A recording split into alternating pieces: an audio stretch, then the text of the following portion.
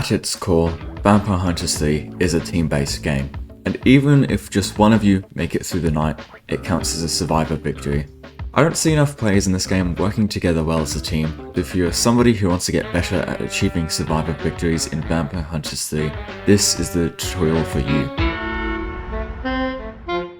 Starting off, don't rush to grab the gun if there are other people around. I know that you might want to be the one to save the day, you might want to be the special hero that saved everybody by shooting the vampire, but you don't need to all go dive in and scramble for the firearm. In my opinion, it's also better if somebody at high health takes the gun, because they can afford to get grabbed to let somebody else take the gun when they run out of ammo. This is better than the person with the gun running off to collect ammo, because without a hunter present, the vampire can kill everyone a lot easier, and taking ammo and finding ammo boxes will take a lot of time, especially if somebody hasn't marked it at the start of the round. Which, by the way, please make sure that when you're running past ammo boxes, you press F on them so that it gets marked in chat that somebody found an ammo box, and then the hunter can easily find ammo boxes. Anyways, if somebody at low health grabs the gun, then if they get grabbed, they are almost certainly dead. This is an issue because if you want to go and get the gun, you'll have to run up near the vampire, and when they inevitably kill the person that they grabbed, you'll be in close proximity, putting you at high risk of getting grabbed. This seems like a weird tactic to practice, but I've seen this happen before, where they are just chain reactions of low health people getting the gun, being grabbed and dying whilst somebody gets the gun. Then the person with the gun now gets grabbed straight after because they were close by to the vampire when they killed the person that they had grabbed.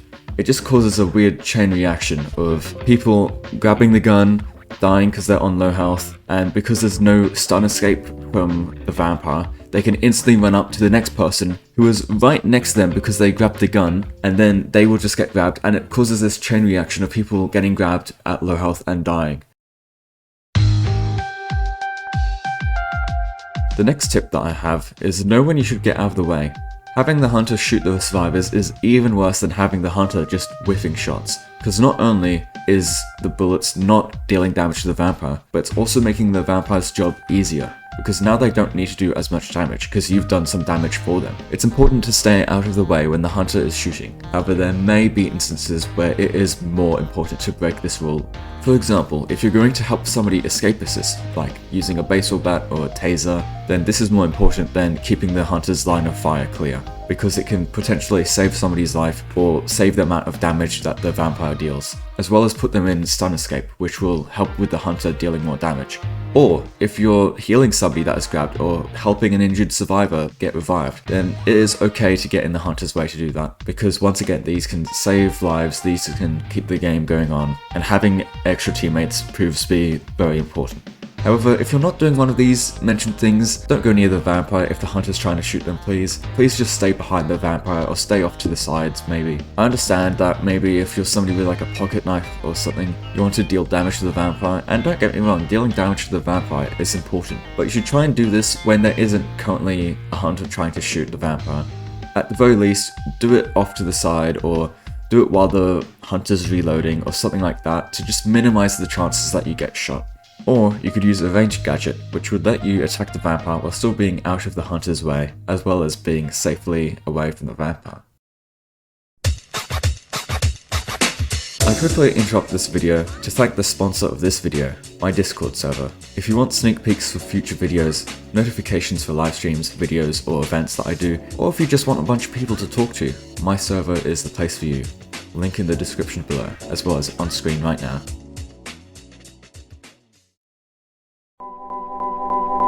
You are not Mike Tyson. This is not like a boxing event, you don't have to be punching people all the time, okay? Not only does this apply to when the hunter's shooting, but just always, never bother with punching in this game, please. Punching does so little damage and it will more often just not be worth it.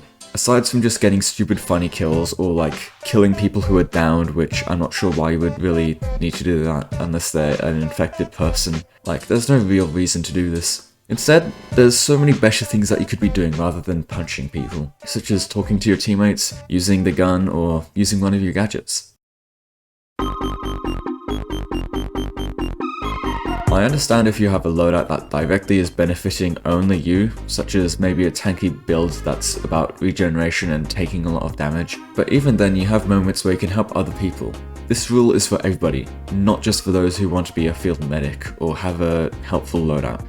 I had this moment once where me and somebody else in the server gave away our food to one other person on 50 health rather than using it just for myself, because I knew that unless we had an absolute ton of food, there was no way that I was going to get enough health to be able to escape if I got grabbed. So instead, we gave both of our food to this other teammate so that they could escape if they got grabbed. You cannot be selfish in this game if you want to be successful. Doing tiny things like these, just being selfless and thinking about your teammates more than you, is an important way to win in this game.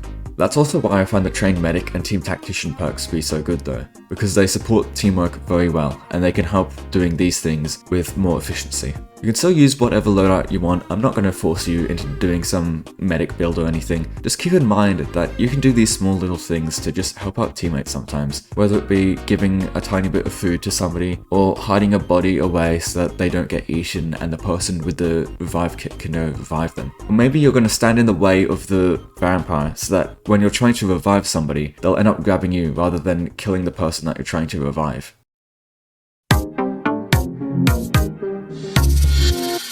This is something that I see a lot of people lack in this game, and while it can be a bit difficult since this game does not have voice chat, it's still an important thing to do, and this is talking.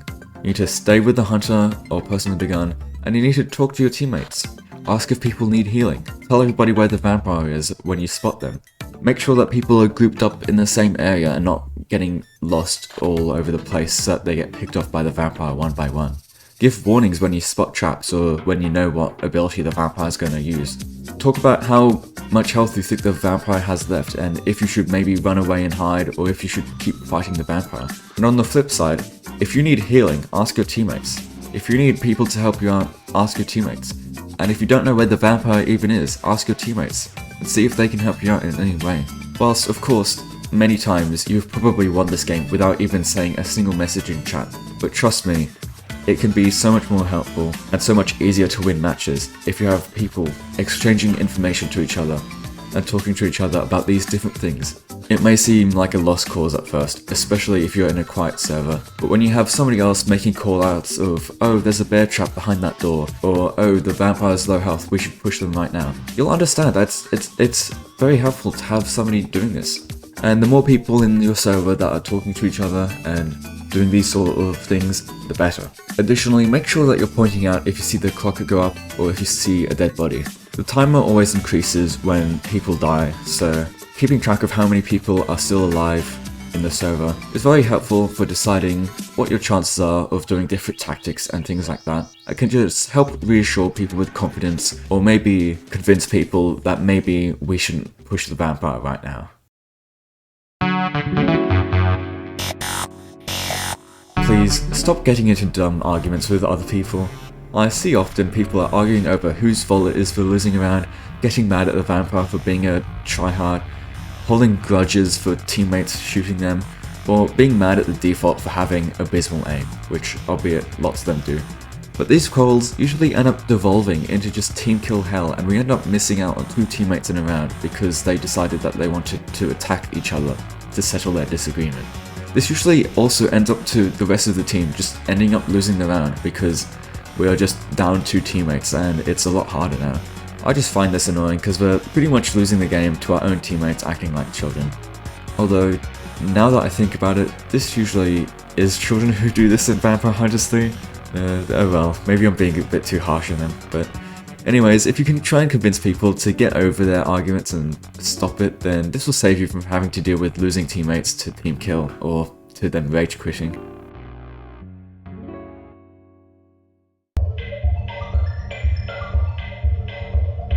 If you're on low health, you should consider running away and hiding from the vampire. However, I think that this should be a last resort. If you choose to run from the vampire and hide whilst you are holding the gun, the chances of the rest of your teammates killing the vampire significantly drops. Hold down tab to check how many players are still alive, keeping in mind that the names only get crossed out if somebody has found the dead body of that player. The less people there are, the harder it usually is to kill the vampire. The less health you are on, it's also usually a lot harder to kill the vampire. The less health the vampire has, the higher your chances are of killing the vampire. And additionally, you should keep in mind that the more time that the vampire has, that's more time that they can be spending to find your hiding spot. and potentially kill you when you're on low health. So keep all of these things in your mind and weigh up your options of, are my odds better of hiding from the vampire, or should I try and kill them?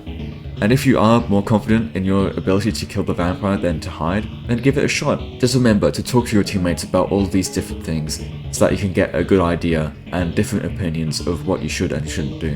And additionally, you can try and convince your teammates to either hide with you, come up with some sort of ambush plan maybe, or to go and attack the vampire with you, because it's better to have a lot of teammates doing this all together than just on their own.